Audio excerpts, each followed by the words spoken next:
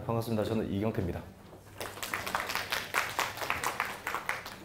자, 국어를 저는 담당하고 있고요. 오늘 오셨으니까 전반적으로 올해 수능 국어와 관련된 이야기, 이 이야기는 사실 학생들이 들어야 되거든요. 그래서 정확하게 제가 그래서 몇 가지 사안에 대해서 오늘 집에 가셔가지고 애들한테 이걸 한번 자료를 꼭 좀 보여주세요. 뭐 제 수업을 들어도 좋고 듣지 않아도 좋으니까 지금 국어가 심상치 않습니다. 그래서 아마 내년도 국어는 아마 꽤 어려운 과정으로 가지 않을까라는 생각이 드는데 일단 몇 가지를 조금 간단하게 제가 말씀드리도록 할게요. 저는 이렇고요. 일단 앞에 한번 봐주시겠어요? 지금 2022학년도부터 데이터를 좀 말씀드리자면 2022학년도 수능이 불수능이라고 합니다. 그때 수능의 1등 컷이 엄매 기준으로 80이었어요. 그리고 2023학년도가 엄매 기준으로 90이었어요. 그리고 2024학년도가 84였고요. 그리고 올해 수능이 지금 91 정도로 예상되고 있는 중입니다. 내년 수능 어떨까요? 전 데이터상으로 쉽지 않을 거라고 봅니다. 이게 해마다 국어 같은 경우는 거의 퐁당퐁당 가는 과정들이 많거든요. 그래서 아마 내년도 수능은 쉽지 않은데 제가 학생을 주도하면서 느끼는 것 중에 하나가 국어를 성적을 올릴 수 있는 방법이 여러 가지가 있다 하지만 크게 한 3가지인 것 같아요. 그 중에 첫 번째가 뭐냐면 책을 독보적으로 많이 읽어야 됩니다. 이게 어떤 의미냐면 진짜 제가 재작년 만난 학생 중에서 이 정도로 책을 많이 읽어? 그러니까 책을 많이 읽었다는 수준, 왜 어머니들 생각했을 때 우리는 책을 많이 읽어. 아니요. 책을 너무 많이 읽어서 건강이 걱정되는 거예요. 이 정도 상황이 되면 책을 많이 읽은 겁니다. 왜냐하면 제가 일요일 아침에 수업을 하는데 제가 정말 충격적인 제가 강사로서 처음 받았던 기억이거든요. 아침에 그 친구가 와가지고 수업을 듣고 있어요. 근데 수업 전에 책을 보고 있더라고요. 놀랍지 않습니까? 아침에 수업 전에. 보통 수업 전에 자야 되거든요. 자거나 아니면 수학 문제 풀거나. 근데 그 친구가 와서 책을 보고 있는데 놀랬던 게 뭐냐면 간디 자서전을 보고 있더라고요. 그 아침 시간에. 그리고 그 아침 시간에 책을 보면서 제가 물어봤어요. 야, 아침부터 너 책을 왜 보고 있니? 물어보니까 어제 엄마하고 싸웠대요. 그거하고 책하고 뭔 상관이야? 라고 하니까 그 친구 하는 이야기가 엄마한테 그렇게 말하면 안 되는데 표현이 잘못 나가서 아침에 간디 자서전을 보면서 성찰하고 있대요. 놀랍지 않습니까? 참고로 작년 수능 만점이자 서울대 의대 합격했습니다. 그러니까 뭘 말씀드리냐면 그 친구는 누굴 만나도 저는 100점 받을 거라고 생각했던 친구고요. 이미 독보적인 상황입니다. 왜냐하면 이미 10분 이상 사실 시험 선택지가 남고요. 문제를 풀었을 때 속도가 정말 나오더라고요. 이게 첫 번째입니다. 그러니까 독보적인 상황. 그러니까 어느 정도 읽어서는 될 문제가 아닌 것 같고요. 두 번째는 나이가 들면 사고력이 올라갑니다. 진짜요. 그래서 고1보다 고2가 낫고요. 고2보다 고3이 나을 가능성이 높습니다. 그래서 물론 다 그렇진 않지만 고3보다 재수생, 그리고 재수생보다는 삼수생이 국어를 잘할 확률이 높습니다. 이것도 100%는 아니고요. 그래서 시간이 지나면 지날수록 왜 어머니들 같은 경우 그래서 사고력이 늘어나는 겁니다. 잘 모르셨죠? 진짜 어머니들이 왜 주변에 어머니들하고 이야기하면 고지고대로 안 듣잖아요. 저 엄마가 왜 저런 이야기를 하지? 그 의도 파악을 하는 거예요. 그 의도 파악이 국어로 이야기하면 주제 파악인 겁니다. 실제 학생들을 제가 만났을 때 그만큼 준비된 친구들이 있는 반면에 아닌 친구들이 있다는 거죠. 이 2가지 사항에 해당이 되냐 이거죠. 그러지 않으면 세 번째 저는 시험용 독해가 필요하다고 보는 사람입니다. 그러니까 시험용 독해라는 것은 정독 참 좋은 이야기거든요. 대한민국에 좋은 강사 얼마나 많아요. 그러니까 시간 안에 푸는 게 사실 다릅니다. 그러니까 정확하게 글을 읽는 것도 정말 중요하지만 시험 상황에서 어떻게 글을 봐야 될지 이 과정이 사실 중요하거든요. 그래서 오늘 그 과정을 한번 보여드리도록 할게요. 그래서 그 뒤에 일단 이걸 말씀드리기 전에 먼저 어머니한테 문제를 우리 한번 풀어볼게요. 왜냐하면 애들의 어떤 고통을 어머니들도 같이 한번 느끼시는 게 좋을 것 같아서 요 맨 위에가 지문이거든요. 그리고 읽으시고 난 다음에 답을 한번 찍어 보시는 겁니다. 눈으로 찍으셔도 됩니다. 그리고 밑에 제 브로셔에 있으니까 브로셔에 한번 문제를 풀어 보셔도 좋을 것 같아요. 왜냐하면 이걸 보셔야 제가 오늘 이야기하는 게 아마 공감 가실 거거든요. 그래서 한번 풀어 볼게요.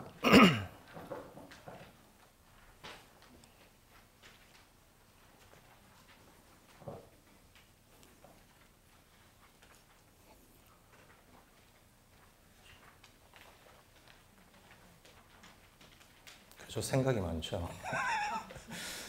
제가 어머니한테 보통 풀리면 어머니들이 상당수 맞더라고요. 제가 그냥 답만 먼저 이야기할게요. 답이 3번입니다. 아니었나요?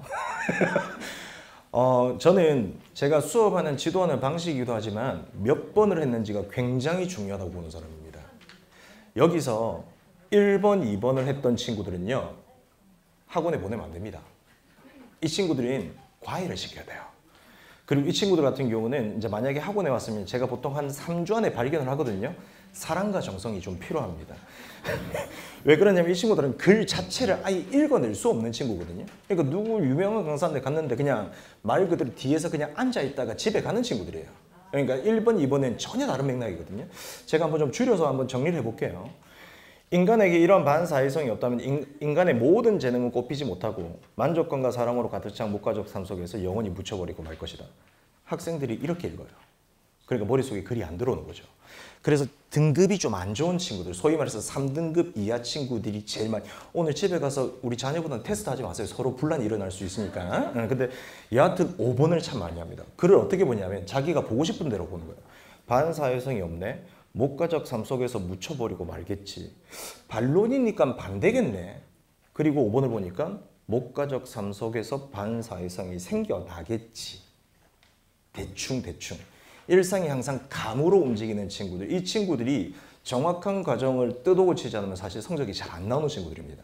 그러니까 이 5번 선택지 같은 경우 이 친구의 특징이 뭐냐면 또 목가의 뜻도 몰라요. 목가가 뭐냐 물어. 예? 갑자기 당황합니다. 그리고 나서 소나 뭐 말, 어휘도 대충 보는 친구들. 이런 친구들이 보통 경제 지문과 인문 지문의 편차가 큰 친구예요. 그래서 왜 인문 지문은 좀 읽히는데 경제 지문은 너무 안 읽히는 거예요. 그러니까 조금 안 읽혀야 되는데 너무 안 읽히다 보니까 환율이 나오면 이제 짜증나기 시작하는 겁니다. 그러면 이제 경상수지 나오는 순간 이제 너무 화가 나는 거예요. 그러니까 글이 안 읽히는 겁니다. 이런 친구들은 사실 처음부터 교정이 없으면 쉽지 않습니다. 그래서 5번 하는 친구들이 좀 등급이 많이 낮은 친구들, 3, 4등급 이하 친구들이라고 저는 보고요. 제일 중요해서 4번 선택지 이런 친구들이 제가 만나면 보통 2등급, 3등급 언저리가 좀 많거든요. 이 친구들이 보통 엄마 말을 잘 안 듣는. 그래서 엄마가 A 하라면 B 하고요. C 하라면 D 하고요. 이런 친구들이 뭐냐면 자기가 보고 싶은 대로 발췌를 해서 봅니다. 그래서 요즘 숏들 많이 보잖아요. 유튜브에서도. 그러니까 뭔가를 빨리빨리 자기가 캐치해가지고 자기 나름의 해석을 하는 친구들이 되게 많습니다. 자, 한번 읽어볼게요. 제가. 반사회성이 없다면 그러니까 반사회성은이 제가 줄여볼게요. 반사회성은 필요하단 말일까요? 필요 없단 말일까요? 그러니까 어머니도 더 잘한다니까요. 그러니까 이게 나이가 들면 들수록 사고력이 올라갑니다. 독해력도 올라갈 수밖에 없고요. 다만 암기력은 예전만큼은 아니더라도 애들 같은 경우는 반대입니다. 그러니까 말 그대로 독해력과 사고력에 대한 공부가 좀 필요하다는 거죠. 그래서 제가 한번 좀 정리를 해보면요. 자, 처음에 이제 글을 줄이자면 반사회성은 필요하다는 겁니다. 그래서 정확하게 독해력, 글자를 줄이는 과정에 대해서 제가 시즌 1 때 강의를 합니다.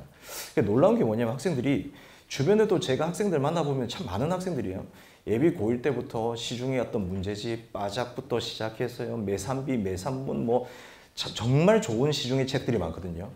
가장 중요한 건 어떻게 정리하는지에 대해서 아는 친구들이 없더라고요. 그러니까 뭐냐면 한 문장씩 요약해야 된다. 한 문단씩 요약해야 된다. 근데 어떻게 요약하는지를 모릅니다. 그러니까 여러 번 계속 읽고 있는 거예요. 그러니까 멍해지는 겁니다. 시험 시간에서 멍해지면 지금 이 시험은 쉽지가 않거든요. 저는 올해 수능이 그렇게 쉽지 않다고 보는 사람입니다. 그러니까 다른 언론에서 이야기가 좀 다른 게 뭐냐면 저는 재수생들이 지금 등급을 더 올렸다고 보는 사람이에요. 왜냐하면 작년 수능보다 분명히 쉬운 건 맞지만 올해 9월보다 약간 어렵다. 아니요. 제가 볼 때는 9월보다 더 많이 어렵습니다. 그러니까 9월보다 더 어려운데 이게 반수생들이 너무 많이 들어왔잖아요.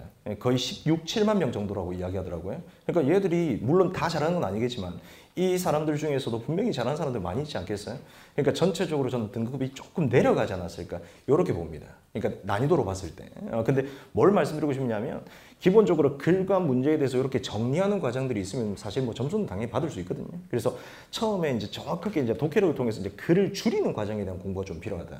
자, 그리고 나서 보시면 이제 선택지 요 과정이 참 중요합니다. 사고력이죠.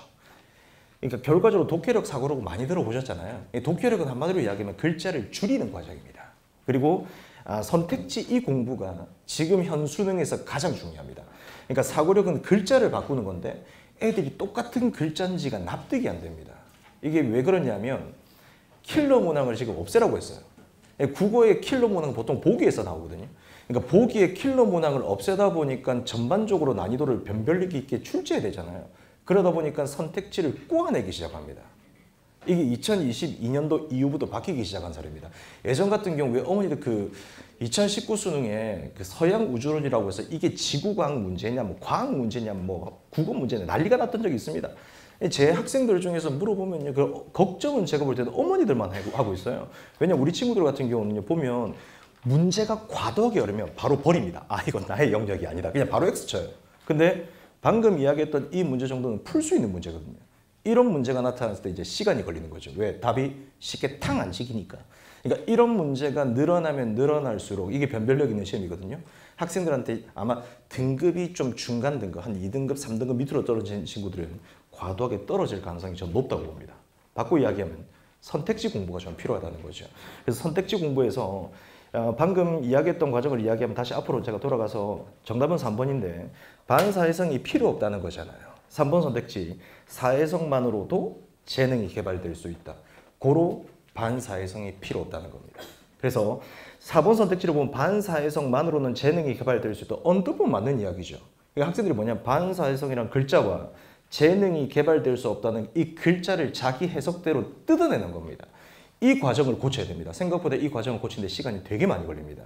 그래서 과제를 통해서 이건 충분히 가능하거든요. 제가 올해 학생 중에서 최고 올랐던 친구가 5등급에서 1등급까지 가더라고요. 근데 그 친구 보니까 5등급인 상황에서 버티는 것도 대단한 겁니다. 사실 5등급 받으면 어디 가도 다 어렵거든요. 근데 버티니까 확실히 다르더라고요. 4번 선택지는 반사회성만으로는, 그러니까 반사회성이 아예 필요 없다는 게 아니라 반사회성 플러스 알파라는 거죠. 그래서 이 직관적으로 시험 시간에 4번 선택지를 걸러내는 이 공부가 좀 필요하다. 그래서 지문 정리하고 이런 것도 중요하지만 저는 선지 공부하는 게 좀 더 중요하다고 보는 사람이거든요. 그래서 자, 요 뒤에 걸 한번 좀 정리를 해볼게요. 방금 이야기했던 과정을 통해서 저를 그렇게 학대할 필요는 없는데 지문에 이렇습니다. 이경태는 못생겼다 라고 나오면 고 1, 2 문제가 보통 이경태는 추남이다. 이 추남이라는 단어 정도라면 찍을 수 있는 겁니다. 고3 문제가 이렇게 바뀌어요. 아름다움이 죄라면. 이제 여기서 멘붕이 오는 거죠. 아름다움이 어디 있냐 이거야. 그리고 이경태는 무죄이다. 야, 이게 무슨 죄까지 생각해야 돼? 그러니까 시험 시간에 선택지 이거 하나 딱 나오는 순간 1번 선택지 요거 하나 딱 5개의 선택지 중에서 이런 선택지 한두 개만 있으면 자연스럽게 한 문제 푸는데 시간이 많이 걸릴 수밖에 없다. 이게 지금 현재 추론 문제가 늘어나고 요 공부가 저는 필요하다고 봅니다. 그래서 처음으로 좀 돌아가자면요. 결론은 이겁니다. 2025년 수능의 총평은 선택은 굉장히 좀 평이한 수준이라고 저는 봅니다.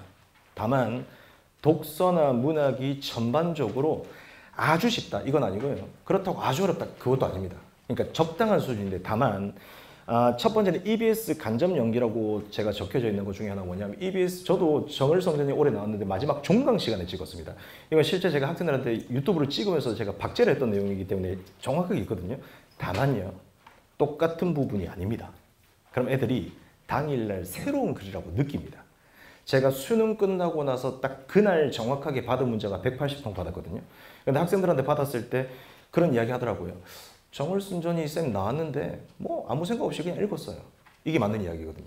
평소 때 자기가 낯선 지문을 읽어낼 수 있는 사실 힘만 있으면 뭐가 나와도 사실 읽어낼 수 있는데 이게 EBS를 따라가다 보면 결과적으로 EBS가 똑같이 나온다. 그럼 이야기 다릅니다. 근데 간접 연계는 어느 정도의 내용만 소재만 사실 연계시키는 경우가 더 많고 오히려 독서 지문은 키워드 연계가 올해 제일 많았어요. 그러니까 지문이 거의 똑같은 게 아니라 새로 글을 쓴다는 거죠. 그렇기 때문에 낯선 지문을 어떻게 읽어야 될까? 사실 제가 글 읽는 과정이 굉장히 좀 중요시 보거든요. 그래서 여하튼 낯선 지문에 대한 독해력을 확보하는 게 첫 번째 가장 중요하다. 두 번째, 2번이 가장 큰 특징이라 저는 보는데요. 이 변별력 있는 문제를 킬러 문항을 빼면서 이제 추론 문제를 늘린다는 거죠. 아까 말씀드린 추론이 똑같은 글자가 아니라는 겁니다. 이걸 시험 시간에 모의고사를 많이 푼다고 독해력이 늘어나지 않고 모의고사를 많이 푼다고 해서 이런 사고력 문제를 빨리 해결할 수 있냐? 그렇지 않습니다. 문제를 많이 푼다고 되는 게 아니라 한 문제를 뜯어서 보는 과정들이 좀 필요합니다. 그래서 제가 매주마다 과제는 그렇게 뜯어서 공부하는 과제로 좀 학생들한테 주거든요.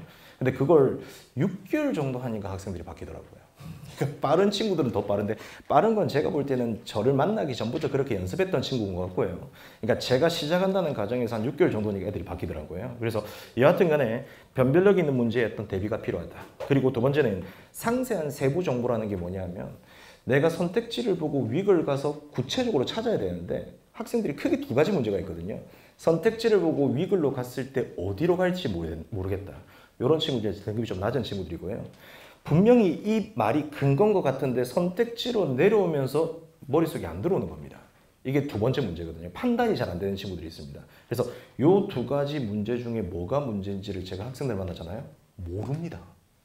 정말 놀라고 몰라요, 자기들이요. 그래서 넌 뭐가 문제냐 하니까 진짜 이상한 이야기 합니다. 저 시간이 부족해요. 아니, 너의 문제점이 뭐니 물어보면 애들이 약점을 스스로가 정말 모르더라고요. 그래서 제가 구체적으로 물어보면 애들이 이제 화를 냅니다, 나중에. 야, 너 독서가 약하니? 그러니까 약하대요. 독서 뭐? 과학요. 그럼 경제는? 그것도 약하대요. 법률은? 그것도 약하대요. 그럼 인문은? 그건 할만하대요. 그러니까 철학은? 그것도 약하대요. 야, 그럼 너 독서는 다 약하네? 그러게요. 해결이 안 되는 겁니다. 문제점이 너무 많고 자기의 약점에 대한 인지가 너무 없다 보니까 이런 문제가 생기거든요. 제가 전반적으로 이제 시즌 1 강의 때부터 이제 이런 내용을 이제 진행하는데, 자, 여기를 한번 보실까요? 제가 시즌 1 때 이제 수능국어 정석편이라고 해서 정확하게 글을 읽는 과정에 대해서 제 브로셔를 보시면 브로셔에 브로셔 기준으로는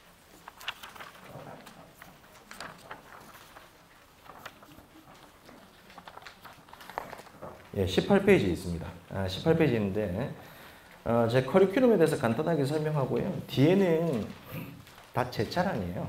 그래서 읽어보시면 되고요. 뒤에 있는 커리큘럼 뒷부분에 있는 수강기는 올해 이제 만점 친구들 같은 경우 연락 온 친구들 기준으로 해서 수강기를 자기들이 쓰겠다고 하니까 뭐 안 받을 이유가 없어가지고 받았고, 중간중간에 특히 등급이 좀 올랐던 친구들 같은 경우 많이 연락 왔거든요. 그래서 제가 우리 친구들 중에서도 뭐 병정고라든지 요 근처에 있는 몇 학교 친구들이 연락 와가지고 점수 많이 나왔더라고요, 보니까. 그래서 거의 그 친구 97점? 98점 받은 친구도 있고 뭐 여하튼 간에 다양하게 있습니다만은 시즌 1 강의는 결과적으로 글을 정확하게 어떻게 읽을 것인가. 이 강의를 학생들이 들었을 때 제가 많이 듣는 평이 뭐냐면 인강하고 다르대요. 인강하고 다른 게 아니라 인강이 너무 좋은 쌤들 많거든요. 그러니까 정확하게 정독하는 게 정말 중요하다는 걸 저는 부인하고 싶지는 않습니다. 다만 정독하는 것이 시험 시간 안에서 정독하는 과정까지가 중요한 거거든요. 그러니까 시간 제한이 있다 보니까 그 시간 제한 안에 사실은 읽는 과정들을 어떻게 읽어야 될 것인가에 대해서 시즌 1 때 강의를 합니다. 그래서 실제 학생들 중에서 공부를 했건 안 했건 간에 다 따라오긴 한데 이때 제가 학생들을 잘 믿지 않기 때문에 매주마다 제가 수업 시간에 이야기했던 걸 적용할 수 있는 매주 주간지 형태로 트레이닝북이 들어갑니다. 그러면 제가 수업했던 내용을 듣고 그에 대해서 과제를 적용하고 올해 영통 2강에는 올해 지금 수업 들었던 친구가 조교로 다 들어올 거거든요. 그래서 그 중에서 제가 아주 원래 잘했던 친구 말고 등급이 올라서 1등급 받은 친구들 중에서 지금 제 제자들이 여기 근처에 몇 명 있어가지고 그 친구들이 들어와서, 왜냐면 제가 너무 잘하는 친구의 조교를 뽑았는데 작년에 그런 친구를 뽑았거든요. 서울대 의대 친구를 제 이제 수강생 중에 뽑으니까 문제가 하나가 있더라고요. 이게 수학은 잘 모르겠는데 국어는 얘는 틀려본 적이 없어요. 그리고 두 번째는 과제를 안 하는 걸 이해를 못 하더라고요. 그러니까 아니 쌤이 주신 과제는 당연히 해야 되는 거 아니야? 그러니까 애하고 싸워요. 그래서 안 되겠다 싶어가지고 우리 친구 같은 경우 이번에 지금 한 친구 같은 경우 3등급 받다가 1등급, 그리고 한 친구가 4등급 받다가 지금 98점 받은 친구가 있습니다. 봉당고 다니는 친구인데 여하튼 간에 그 친구들이 오기로 했거든요. 뭐 여하튼 간에 중요한 시즌 1 때 이제 저도 관리를 많이 하고요. 또 우리 학생들도 같이 조금 조교들도 관리하면서 시즌 1 어떤 식으로 우리가 글을 정확하게 읽고 안 되는 것들에 대해서 피드백이 좀 이루어질 겁니다. 그리고 시즌 2로 넘어가면요. 시즌 2에서는 공통과 선택 중에서 특히나 공통 파트에서 문학만 시간을 줄일 수 있습니다. 현실적으로. 이거 왜 그러냐면 쉽게 이야기하면 국문학 박사라고 들어보셨죠? 그러니까 문학에는 박사, 그러니까 국문학에서 문학은 박사가 있는데 독서 같은 경우는 이론이지 사실 박사가 없습니다. 그러니까 다 자기들 강의를 하고 또 교재를 통해서 이야기하는 거거든요. 뭘 말씀드리고 싶냐면 학문이 없다는 거예요. 바꾸고 이야기하면 하나의 개념이 없기 때문에 문학 같은 경우는 어느 정도 그 틀에 움직이는 과정들이 좀 있긴 합니다. 근데 독서는 그렇지 않거든요. 그래서 문학에는 정확하게 풀면서 빨리 푸는 연습들을 좀 할 것이고요. 독서는 정확하게 읽어가지만 시간 안에 푸는 연습들을 좀 할 겁니다. 그래서 시즌 2 때는 이 과정 중심으로 이루어진다라고 보시면 되고요. 자, 그리고 시즌 3 때 요쯤 되면 학생들이 이제 약점을 좀 알아야 돼요. 그래서 보통은 약점을 좀 떠먹여줍니다. 모르면요. 근데 이때 이제 시즌 3 때 너의 약점은 이런 것이다. 구체적으로 각각 한 명 한 명 다 학생들한테 자료가 나갈 거거든요. 그래서 너 이런 약점이 있기 때문에 이런 식으로 보완해야 될 것이다. 그리고 시즌 3 이후부터 시작해서는 모의고사와 같이 좀 병행을 하면서 중간중간에 학생들이 좀 부족한 지점에 대해서 이야기를 좀 하지 않나라는 생각이 들고, 자, 시즌 4까지 밑에 보시면 뭐 하프 모의고사 이런 내용들은 적혀 있으니까 읽어보시면 될 것 같고요. 저는 여기까지 이야기를 하면서 뒤에 요것만 이야기하고 마무리를 하도록 하겠습니다. 뒤에 이제 과제 샘플은 매주마다 한 권씩 과제가 들어가기 때문에 그 과제를 학생들이 할 수 있도록 학생들이 한 주에 할 수 있는 분량이, 하루에 하는 분량이 비문학 2지문, 문학 2지문이거든요. 하루에 4지문이에요. 너무 많지도 않고 너무 적지도 않습니다. 그래서 적당한 분량인데 단지 문제만 풀 것 같으면 보내면 안 돼요. 문제 풀고 나서 분석이 저는 정말 중요하다 보거든요. 그래서 이 과정은 제가 학생들한테 정확하게 어떻게 할지를 나중에 다 설명해 줄 건데, 이걸 하루에 공부하는 시간이 1시간 반에서 2시간 정도는 매일 이루어져야 됩니다. 그리고 지금 국어가 그 정도 안 하면 안 나옵니다. 쉽지 않습니다. 아까 처음에 이야기했던 원래 책을 많이 읽었거나 아니면 원래 뭘 많이 했던 친구가 아니고서야 조금 바꿔야 되지 않나 라는 생각이 들고, 그래서 매주마다 한 곳씩 과제가 들어간다 라고 생각하시면 됩니다. 자, 그리고 맨 마지막에 시간표 이야기를 하고 마무리하겠습니다.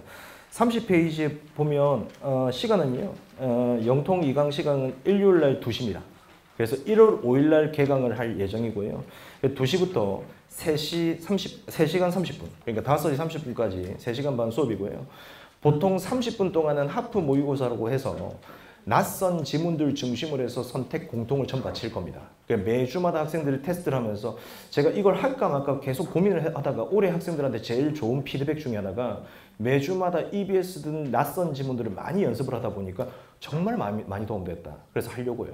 그래서 매주마다 시험도 치면서 과제 검사도 하면서 이제 수업도 진행한다라고 보시면 될 것 같습니다. 여기까지 이야기하고 마무리하도록 하겠습니다. 감사합니다.